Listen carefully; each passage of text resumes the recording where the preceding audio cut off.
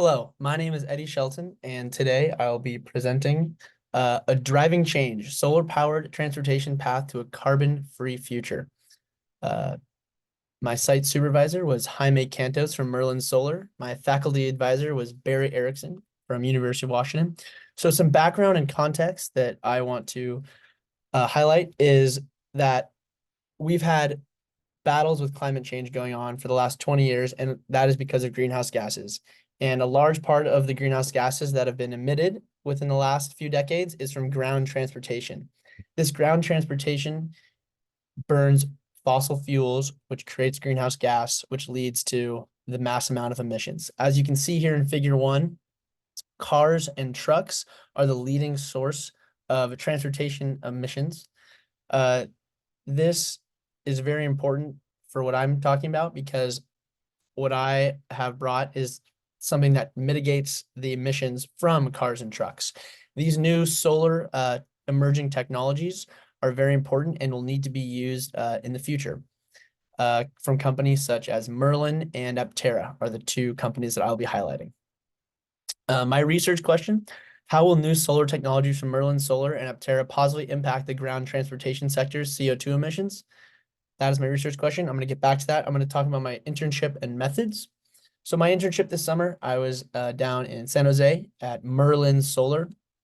I had a great hands-on experience with Merlin. I was a full-time in-person intern there. I got very valuable experience working with solar panels through my time there. I got to understand the difference between glass and flexible. The reason why glass has been used for so long is because the silicon inside the glass panel is so fragile. The new Merlin grid technology that's actually patented, has over 50 patents, is enables them to keep that flexible design while maintaining the efficiency of the panel. While I was there, I did a lot of different testing for Merlin, as you can see down in figure 2 and 3, down in the bottom left. For figure 2, that's an example of a flare hotspot camera that I would use. This detects the hottest portion of the cell, and it allows you to narrow in on it. This is very important because things like debris or leaves or little bits of shade can shade a panel. And so you need to make sure that when that happens, the panel doesn't overheat or get damaged. So I would do testing on our panels to make sure that wouldn't happen.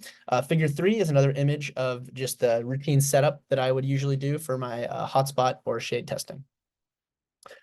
So the results that I found that were really important for my presentation are the ability for solar to completely slash down the emissions of large vehicle transportation. So large vehicle transportation right now in the US alone, idling trucks cause more than 11 million tons of CO2 emissions. This is a lot of emissions that's almost wasted. I'm not wasted, but the trucks are parked on the side of the road and they're maintaining their engine on with gasoline running in order to power things like food in the back of the truck. Needs to maintain a cold state. The driver needs to maintain a hot state in order to sleep. The driver needs his communication and his technology there. And this is all powered by the gasoline that's on while the car is on. So the solar will totally slash these emissions down because that power can be used from the sun and the solar to power all these different things that the trucks need, as well as battery restarts. The lightweight and adhesive military grade durability for the panels is very crucial in order for the trucks to maintain their back and forth across the country in different weather conditions. Moving on to Aptera. So Aptera, as you can see here in figure 4, was mathematically designed to be the most efficient vehicle and most aerodynamic vehicle as it possibly could. It was literally drawn up to be as mathematically as efficient as possible.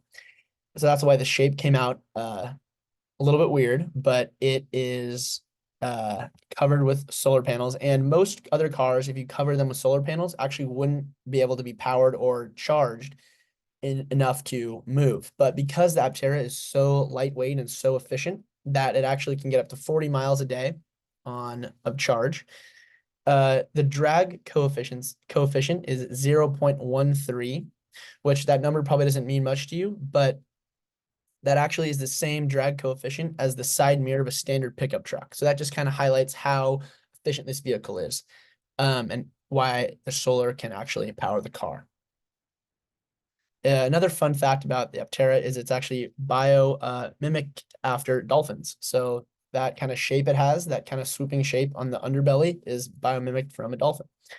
Up in the top right here,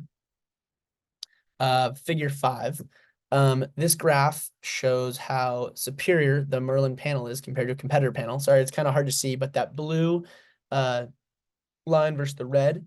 The blue is the competitor, the red is the Merlin, and the first column is 0 cell shaded, then it moves on to 1 cell, then 2 cell, then 3 cell, then 4.